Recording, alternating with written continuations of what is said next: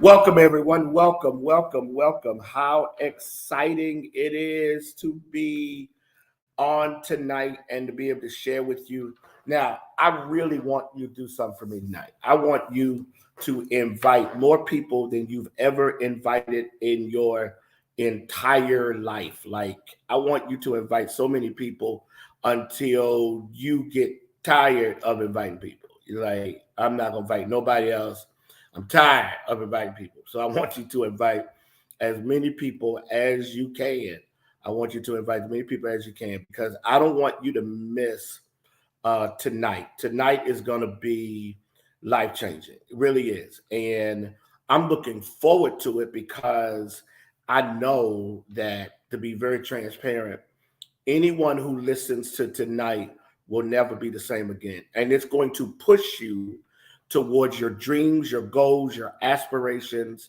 It's going to inspire you. It's going to motivate you, all that kind of good stuff. So I'm even right now I'm just sharing it with some family members, some friends, some people who are close to me, some people who I need to hear it, who claim that they want to ride out with me. Right. So I'm just sharing right now with just a whole lot of people. And so I kind of hope that you will join me. So okay, number's still a little low. And so I'm challenging you to invite. I see it. I see okay. We can do better. Okay, here we go. All right, it's time to jump in. So I want to talk tonight about being relentless. Right? I want to talk tonight about being relentless. In fact, put that in the chat. Being relentless. I want to talk about being relentless. Now, I want everybody who's on tonight to go ahead and invite some people. Right? Go ahead and invite some people because tonight a part of the assignment that I have tonight is to light a fire under you. So a part of what I want to do tonight is I really want to push you in terms of this whole idea of what does it mean to be relentless, right? Right. What does it mean to be relentless?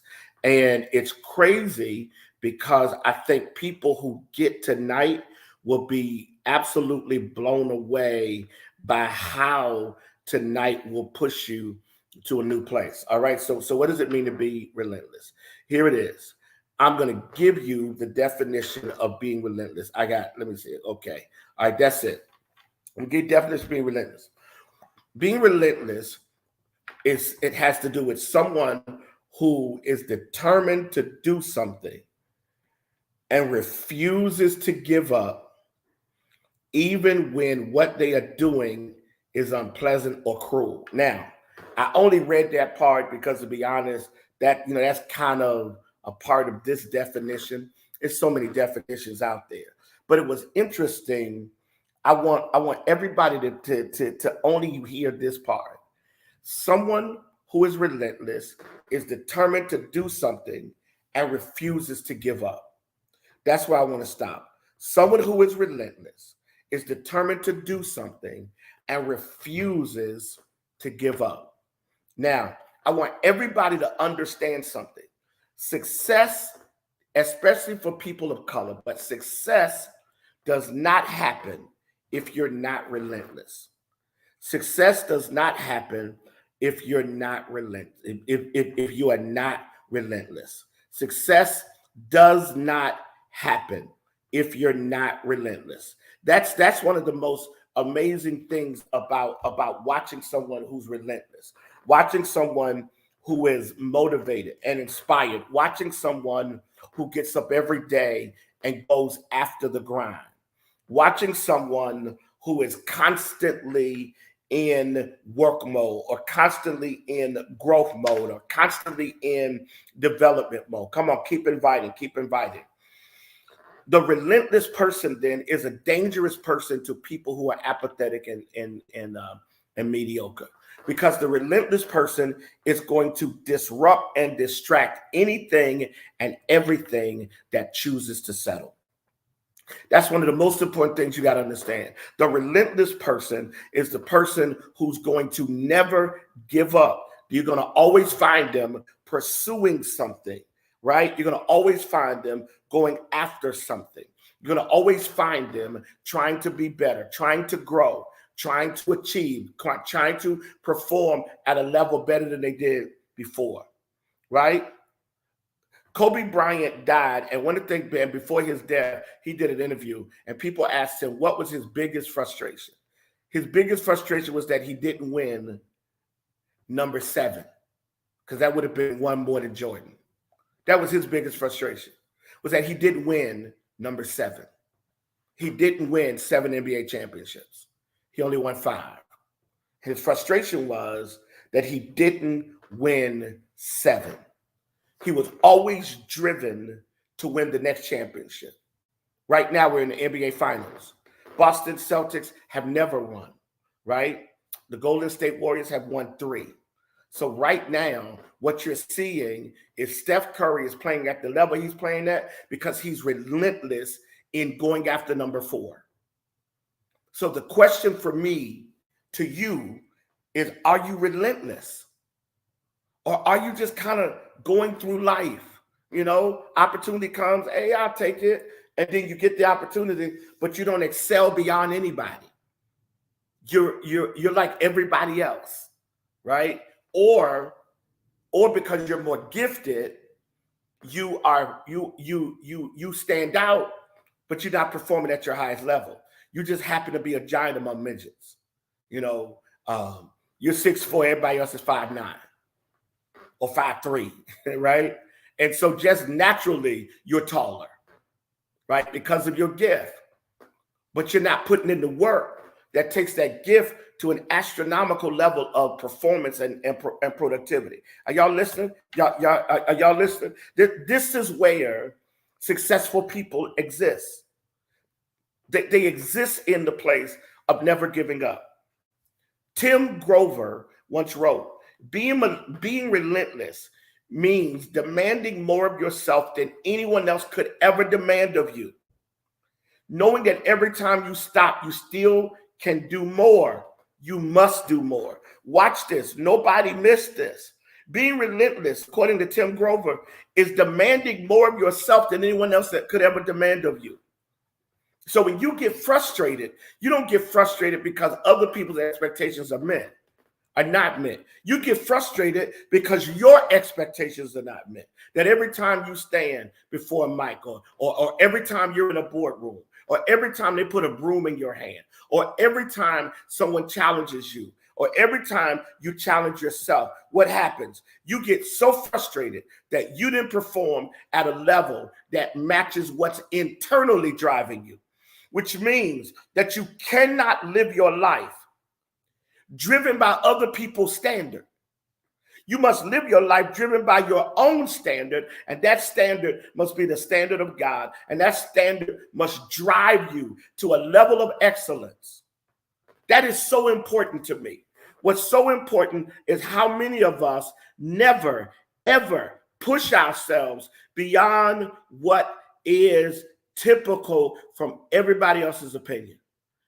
Is that we don't push ourselves, we don't drive ourselves, we don't call ourselves to be our best self. We are always negotiating the standard. We're always finding reasons to be frustrated. We're always finding reasons to be upset. We're always finding reasons to blame other people. We are not operating at our highest level. Our level should be such that the people around us can't even keep up. Their passion for the work doesn't even match yours. I mean, you're grinding, and everybody else is just trying to get a check, and you're operating at such a high level. Yeah, you're leading the church, but you're leading the church at a level. Your pastoral skill set is off the hinges. You are so motivated, so inspired, until everybody is amazed at the level of passion by which you do your work. Being relentless is not being this crazy person that's like hitting their head against the wall. No, when you're relentless, you don't negotiate. You don't negotiate your standard. You are so serious about the next level. and you're always pushing and driving. Let me read that quote again. Being relentless means demanding more of yourself than anybody else could ever demand of you. Knowing that every time you stop, you must still do more. You must do more. That's what being relentless is. Always knowing that you can do more. I want to suggest then, and I want you to take some notes today. I want to suggest in a couple of things, and I'm gonna give you, some really powerful insights. Here's the first thing I want to suggest: that to be relentless, you must set within yourself a standard that becomes the floor and not the ceiling. When you become relentless, you must set a standard within yourself. There must be a standard within yourself. Notice I keep talking about your internal standard, not everybody's external expectations. Your expectations of me should never match my standard. My standard should always be greater. So as a husband, whatever my wife expects of me, my internal standard has to transcend that. Because if I'm only matching her expectations, eventually when her expectations shift, I will not be up for the ability to meet them because I've only been operating at the level of her expectations. There's this story told about putting flies, about putting bees in a jar. And it said that they put the bees in the jar and they kept hitting the jar, the top of the jar. They kept hitting the top of the jar. And finally, one day, somebody took the top off the jar and the bees never went higher than the jar. The top was taken off and the bees stayed within the confines. Watch this. They stayed within the confines of this jar because they got so used to hitting their head against the top of the jar until they just settled. They just settled. And this is the frustration for some of you. You've been so busy, you just want people to be happy with you. And you have only hit the top of the jar. Now the jar's taken off. And now you are stuck in their world, living by their expectations. But there's got to be a standard within you that transcends their standard. There's got to be something within you that's bigger than the people around you, bigger than the situations around you, right? There's got to be something in you that is driven to be great, that's driven to be productive, that's driven to be fulfilled, that's driven to be prosperous, that's driven to be successful. And you cannot let other people's standard set that for you. Here's the other thing. When I suggest about being relentless, I'm really talking about being uncompromisingly focused on what others see as too much to sacrifice for. Oh my God, I'm surprised. Listen, I see 31 people of here. I'm disappointed for the people that's not listening tonight. That's what I'm disappointed for. I'm disappointed for the people who didn't know that this was a great night to watch E3. Watch this. When you're relentless, you are uncompromisingly focused on what others see as too much sacrifice. That's just too much to do, right? Like seriously, people always say to me, "How are you doing this? How are you doing this, Bishop? How are you doing this, Dean?" Right? As my daughters say, we don't know what to call you, Bishop, Dean, Daddy, Pastor, G Daddy. We don't know what to call you. Listen to me, y'all. No, my God, don't miss this, guys. Don't miss this revelation. Don't miss this. This is huge. You have to be uncompromisingly focused on what other people say is too much sacrifice for. People say, "How are you doing this? How you in Richmond and how you this?" My wife and I are working on a deal, and the people we're dealing with want me to explain how I'm working in Richmond and living in Jacksonville. How is that possible? And reality is if others don't see it, then that means they were never built for the sacrifice. See, some of you are living lives that does not baffle anybody.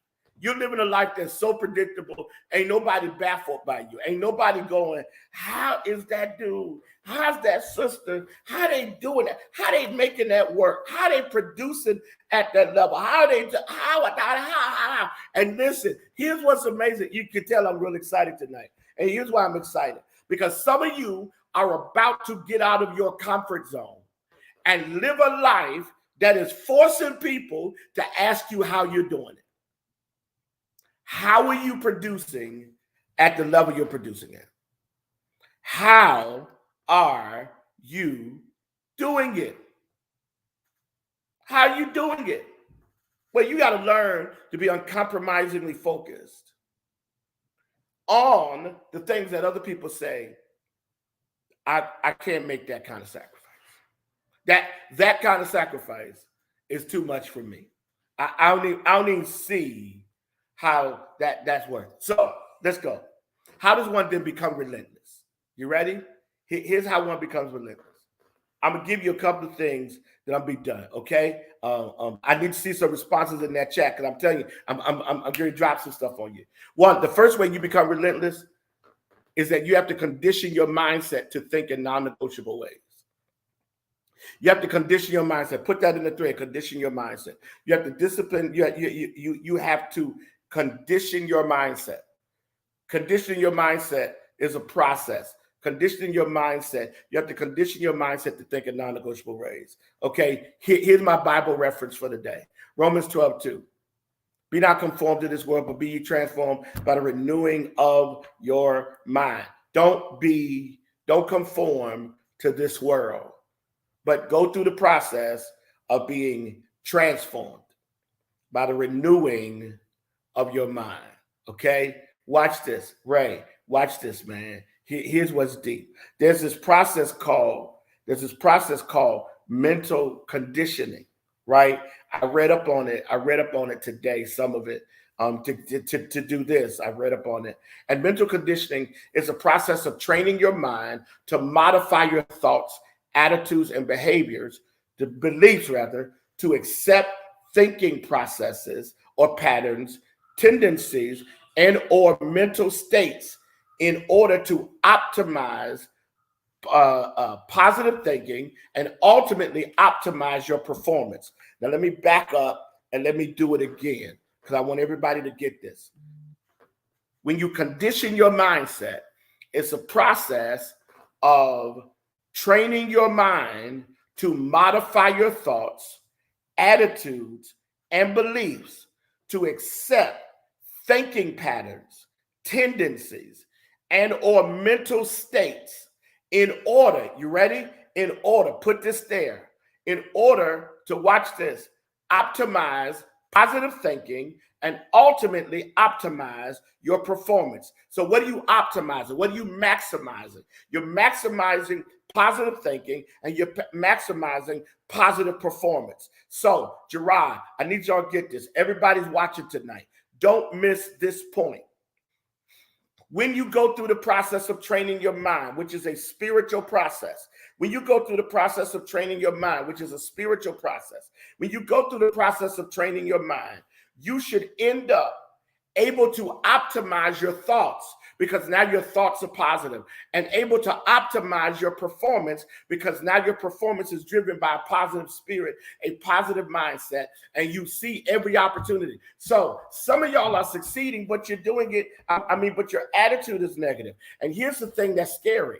Eventually, you're going to lose the momentum of where you presently are.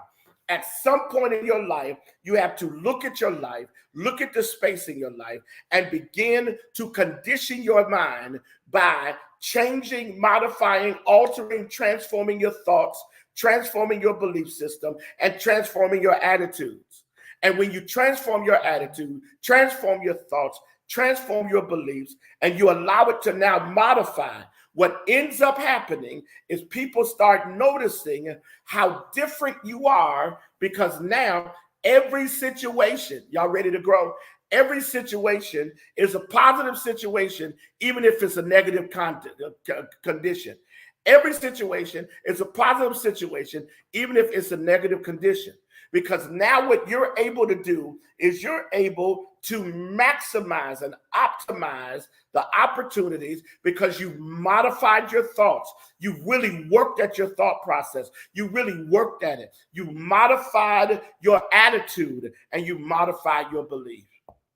One of the things that I'm working hard at as a husband is I want to always make sure that what I'm doing with my life in relationship to my wife always has me doing the right thing or the best thing for her and for the quality of our marriage.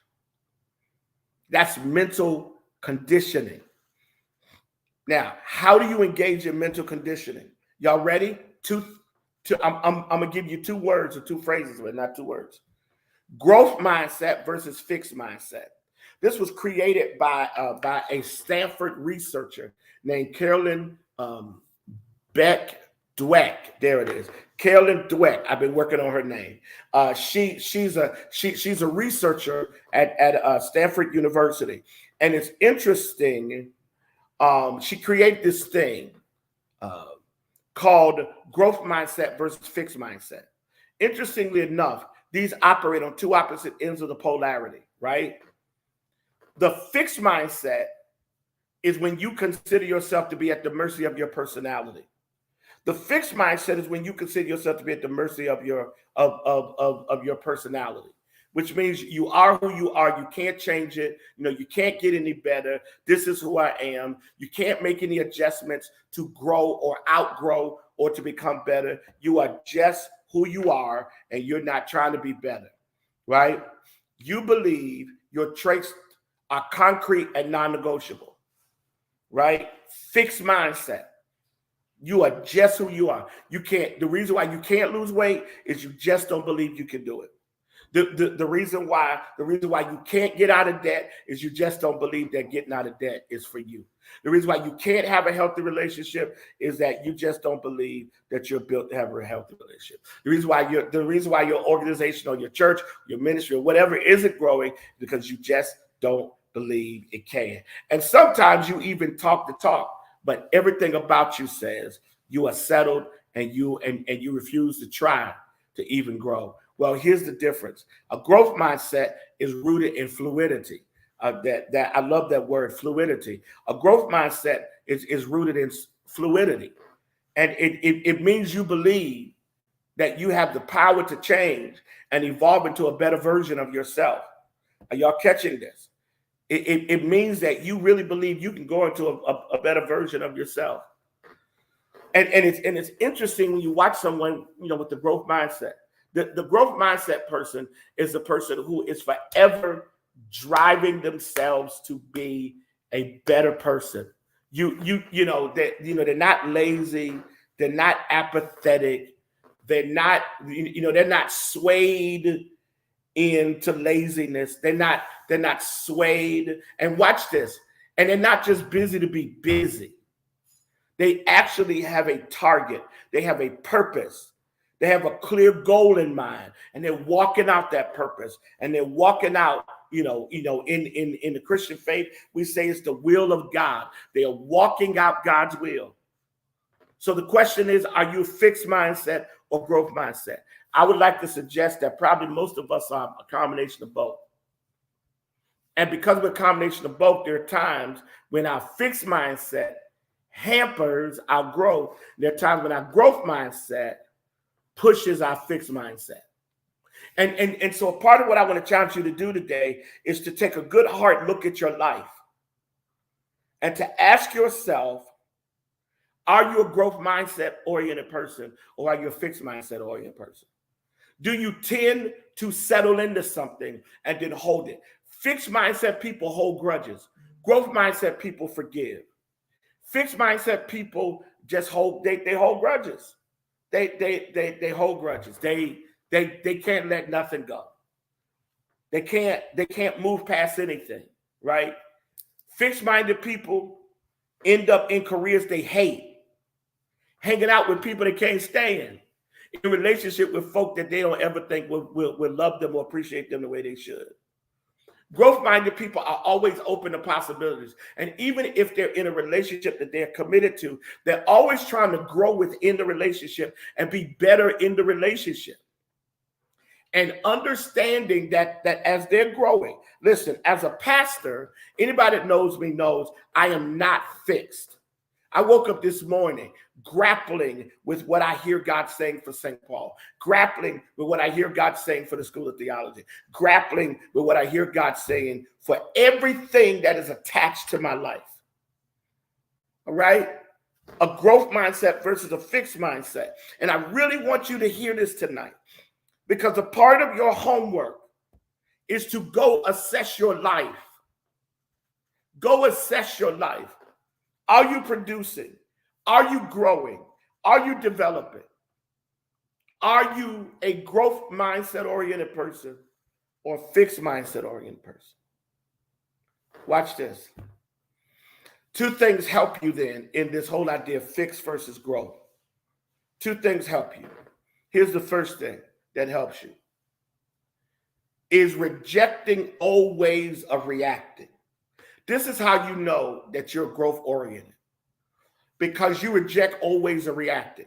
Like the moment you're in a situation that you used to be in, and you used to respond a certain way, and the people around you expected you to respond a certain way, and you all of a sudden respond differently, that means you are rejecting old ways of reacting. You are rejecting old ways of reacting. And here's what's amazing. And people who see you rejecting old ways of reacting now are learning from you, but also having to make adjustments to relate to you, because you're not the person you used to be. Wow, that's amazing. That's amazing. Wow. You reject old ways of reacting. And that's what, and honestly, guys, that's what blows people's minds about me, is that I've made efforts to reject old ways of reacting. My wife would tell you, we first got married, there was a certain way that I reacted to stuff. I've made every effort to try to change that. And here's what I discovered. When you change the way you react or respond, you will find your way, you will find your way into new spaces. Here's the other thing. You ready? Oh, let me read this quote by Deepak Chopra. Here's what he writes. Every time you're tempted to react in the same way, ask if you want to be a prisoner of the past or a pioneer of the future. Wow, wow, wow. That's amazing. Every time you are tempted to react in the same way, ask if you want to be a prisoner of your past or a pioneer of your future. I need somebody to put in the chat, I want to be a pioneer. You want to chart a new course. You want to chart a new space. You want to see new possibilities. So guess what? I'm going to behave differently. And honestly, and watch this. And I want to be drawn into a new space. So I'm gonna react differently. But here's the other thing in terms of this mindset. You embrace new ways of responding. Not only do you reject old ways of reacting, you now embrace new ways of responding. And that messes people up, because now you are really in pioneer mode. You are really in pioneer mode. You are reacting. You are responding differently than how you reacted. And it messes people up because they can't seem to figure out how you're able to do this. This requires, you ready? Put this in the chat. This requires expanded awareness, right? That's what it requires, expanded awareness. And expanded awareness is when you broaden your inner space by opening up to possibilities in the past that you wouldn't have considered. You broaden your inner space by opening up the possibilities that in the past you wouldn't have considered. You broaden your inner space. Now Now you begin to entertain possibilities that you wouldn't have entertained. Now you begin to look differently. I know people. Some may have. I don't care if they have or not. Right? Don't matter.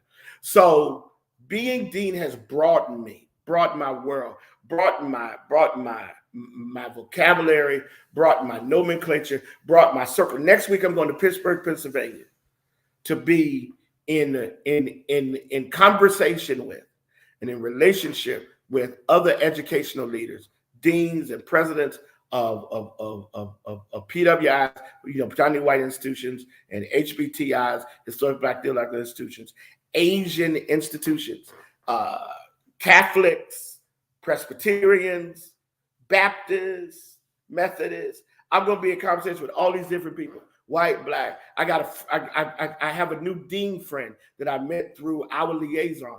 He's in Canada, and I'm going to meet him for the first time. His name is Bryce, and I'm going to meet Bryce for the first time. And it's amazing. My world has been expanded so much, but the expansion starts inwardly, because I can be in different rooms and be rejecting being in the room. I have to have, oh my God, this is such good stuff. I have to have an openness, right? There are people I'm trying to talk into the seminary, right? Trying to talk to them. And here's why. Because I want them to have an experience that opens them to new possibilities. If I hadn't finished seminary, there were possibilities that wouldn't have happened for me. You got to open your inner space, right? And you got to give yourself a chance to consider some things you wouldn't have considered. All right, almost done. I got two more. I got 2 points, right? Almost done. Write this down. Obsessive work. Now, I'm going to build it out so I'm not, watch this. The way you live a relentless life is you have to determine your path and then obsessively work at it. Obsessive work. You have to obsessively work at it. What does that mean? That means that when the season is over, whether you won the championship or not, within a week, you back in the gym. What does that mean? It means that you're always thinking of new and exciting and amazing ways to offer your product, right? Some of you cakes and popcorn. I see you, Angela, and all you different people doing all this different stuff. But you got to obsessively work at it. What does that mean? It means you get up and you put your time in. Right? I get up. My wife said something last night. We were getting ready to go to bed, and she said to me, she said, hey, I'm pretty sure you're gonna get up early, and she was right. I got up early. Right? I got up early. And the first thing I did was grab my iPad and my phone. I did the prayer. I read Acts chapter 11. I did all stuff I'm supposed to do to prepare my mind. And then I started writing, because I've got a meeting tomorrow at the church with all the employees, right? And Wednesday, I got another meeting at the church, right? And in between that, I've got meetings for the school, right? I had two meetings for the school today. Obsessive work. Now you may say, oh, that seems unhealthy. But here's a mistake you're missing. Here's a mistake you're missing. When you hear obsessive, you only hear the negative. When I hear obsessive, I hear the positive. My family will live prosperous because we are obsessed with the work. We do the work, and we work at the work. We work at the work. That's the thing that God has shown me about people who are sowers. Sowers are obsessive people. They give every chance they get. They give and they sow and they give and they sow and they make it available and they sow and they give and they sow. Why? Because when you are obsessive in positive traits, the obsessive worshiper will always be in the presence of God. The obsessive prayer will always be able to hear God. Here's the reality. You got to determine your path. And then you got to commit to it. You can't start this over here and then start this over there and quit over here and quit over there. And 1 minute you're here and 1 minute you're there. And the whole time you're going, nobody's helping me. Nobody's working with me. Nobody. No, stop. You got to be willing to grind when nobody else is grinding. You got to be dreaming and thinking when nobody else is dreaming and thinking. This is such an alive session for me tonight. Because I understand this. I understand that in order to be successful, you got to be obsessed with success, but you don't let the success become an idol. You're willing to put in the work. Colin Powell once said, a dream does not become reality through magic. It takes sweat and determination and hard work. The real question I want to ask you then as I get ready to go to my last point is, what are you willing to be the best at and give your all to? What are you willing to be the best at and give your all to? Because see, here's reality about people who are obsessed positively with the work, is that they survive defections, they survive disruptions, and they survive personal failure. And they're going to always get up. They're going to always get up. All y'all, I'm using Kobe tonight. It's basketball season. Everybody remember when Kobe wasn't liked in the league? Players didn't like Kobe. They couldn't stand him. But you want to know why they fell in love with Kobe? Because he became such a winner until they started asking him, how are you winning? He would get up at 4 a.m. and work in the gym and then go eat breakfast and then go back to the gym and work for hours on hours at his skill. Obsessive work. What are you willing to give up? What are you willing to do? And what are you willing to sacrifice? Okay, here's the last thing, then I'll be done. And I gotta ask of y'all tonight. I got something I want to ask you to do. Learn to reward yourself when you see progress. One of the things I want you to grasp is that while you're working at it and you see progress, learn to reward yourself.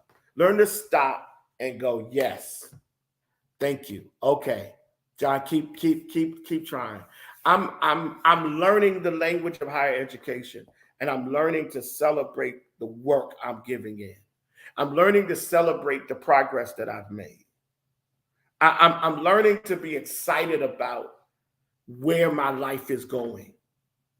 I'm learning to, so today I rewarded myself. You want to know how I did it? I went to what my wife and I both agreed is my happy place. I went to the pool, right? She went with me and I'm at the pool and I'm just in the water. And there was a moment she looked at me and she said, you are in your happy place. And you want to know what? After a really great year, really great time, really working at it, really trying, I decided that I'm going to take this time today and just go to the pool. Right? Just go to the pool. That was my reward. Just go to the pool, man. Listen, you got to learn how to reward yourself for progress. You know, the person who is losing the weight and doing the exercise, you know, they say every now and then, have a cheat day. Reward yourself. Why is this important? Because at the end of the day, if you keep driving forward, you will become exactly what you want to be. Or, in my case, more than you ever imagined. It's time to be relentless. Seriously, it's time to be relentless. It's time to go after that dream. You're getting older. Don't get older with less to show for it. You're getting older. Pursue your dreams. You're getting older. Go after your purpose. I told Ray today, I said, Ray, I want to go harder at E3. Now I'm looking at my numbers. Like right now, the number I see is 37. And I'm disappointed, right? I ain't, not like that, but I'm disappointed because I know after doing this for over a year, almost 2 years, I should be in a different place. But I got to take ownership because there's been some inconsistencies in me. So guess what's got to happen? I got to become more relentless if this is something I believe I'm called to do. What is it you want your life to look like? So I'm going to ask you to help me do something. The E3 community is a reality. We got over 400, 500 people, part of our text group. I want to ask you to see this down here. Text E3 to 84576. I want to ask you to reach out to 5 of your family members or friends. Ask them, do they want to be added to the E3 family so they can get my daily texts? I'm not asking for money.